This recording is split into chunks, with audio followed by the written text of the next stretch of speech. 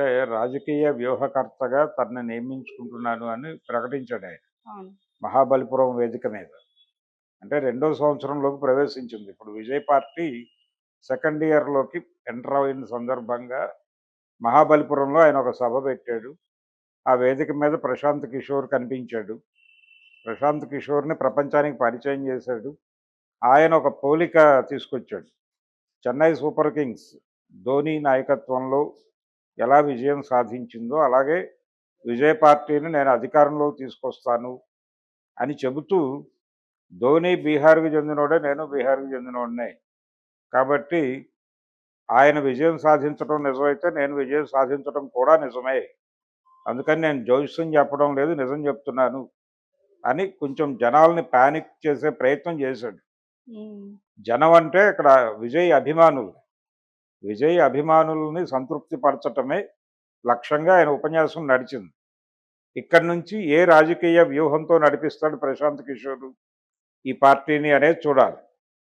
ADMK బలంగా ఉన్నటువంటి party. ఇంతకుముందు ఏడీఎంకే, డీఎంకేల మధ్య తమిళనాడు రాజకీయం కేంద్రీకృతమై ఉంది.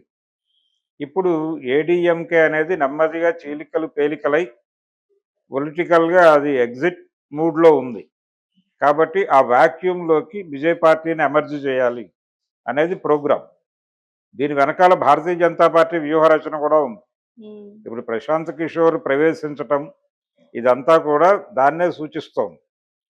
ఈయన ఇంతకు ముందు ఎన్నికల్లో అంటే జగన్మోహన్ రెడ్డి ఓడిపోతాడు అని చెప్పాడు ఏపీ ఎలక్షన్స్‌లో. అదే జరిగింది.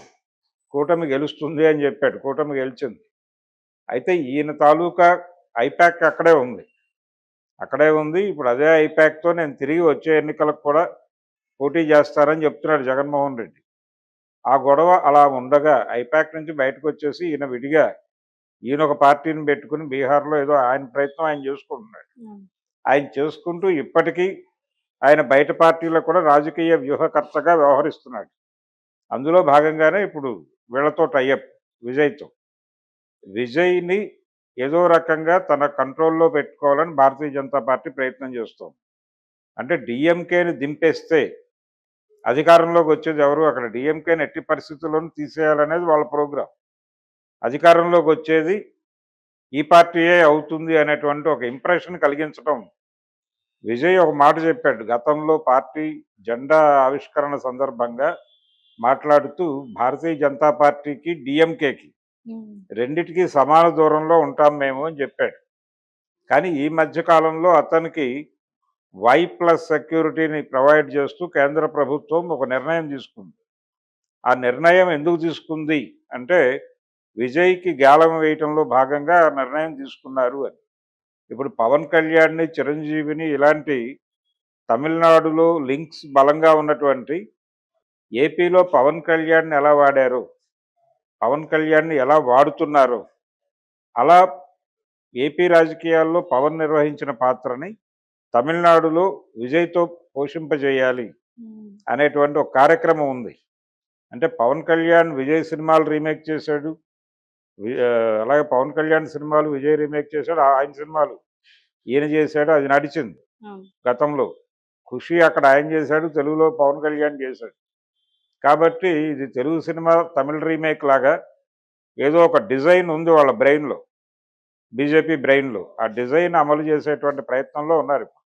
ఎన్నుకునే మూడ్ అక్కడ ప్రజలకు లేదు. నేరుగా జాతీయ పార్టీల ప్రెజెన్స్‌ని వాళ్ళు పట్టించుకునే మూడ్‌లో లేరు. కాంగ్రెస్‌కి ఆ పరిస్థితి లేదు. అలాగే బీజేపీకి అంతకంటే లేదు. ఈ మధ్య కాలంలో ఆయన అంటే స్టాలిన్ ఒక వ్యూహం పన్నాడు. తమిళ భాషను కాపాడుకుందాం అని. యాంటీ హిందీ మూవ్‌మెంట్ పెరియార్ 40లో చేసినటువంటి యాంటీ హిందీ మూవ్‌మెంట్‌ని మళ్ళీ ఆయన ఒకసారి రివైవ్ చేసి తిరిగి చార్జ్ చేసే ప్రయత్నం చేస్తున్నాడు తమిళ్ సెంటిమెంట్. ఓకే. ఈ తమిళ్ సెంటిమెంట్‌ని ప్రొజెక్ట్ చేయటం ద్వారా బీజేపీ దూకుడుకి ఆయన చెక్ పెట్టే ప్రయత్నం చేస్తున్నాడు. మాట్లాడాడు కాబట్టి డెఫినెట్‌గా విజయ్ ఇప్పుడు తేల్చుకోవాల్సిన పరిస్థితిలో ఉన్నాడు ఎటెళ్ళాలి అని. అంటే బీజేపీ అందిస్తున్నటువంటి స్నేహహస్తాన్ని అందుకోవాలా లేదా అని. ఇప్పుడు ప్రశాంత్ కిషోర్ గనక నువ్వు అందుకో ఏం పర్లేదు నువ్వే సీఎంవి అని చెప్తే అందుకుంటాడు ఆయన. ఓకే. కాబట్టి అలాంటిది ఏదో ప్రమాదం జరిగే అవకాశం ఉంది. తమిళనాడు, కేరళ ఈ 2 రాష్ట్రాలు కొరుకుడు పట్టలేదు బీజేపీకి సౌత్‌లో. ఈ 2 రాష్ట్రాలని కబ్జా చేయటం కోసం బీజేపీ ఏం చేయడానికన్నా సిద్ధంగా ఉంది. అందుకని తమిళనాడులో కొంత అవకాశం ఉంది. కేరళలో లేదు. సో, ముందు తమిళనాడును వశీకరణ చేసుకొని, ఆ తర్వాత ప్రాజెక్ట్ కేరళ అనేది చేపట్టాలనేది ప్రోగ్రామ్. ఓకే. అందుకని ప్రశాంత్ కిషోర్ బీజేపీ ప్లాంట్ చేసి ఉంటుందా అక్కడ అనేది ఒక సందేహం. వ్యూహాత్మకంగా బీజేపీ ప్లాంట్ చేసి అతన్ని నెమ్మదిగా తన వైపుకు డైవర్ట్ చేసి సర్వశక్తులు ఒడ్డి ఏదో పద్ధతిలో డిఎంకేని సరెండర్ చేసుకోవడం కోసం ఓడించాలి. అది ప్రోగ్రాం.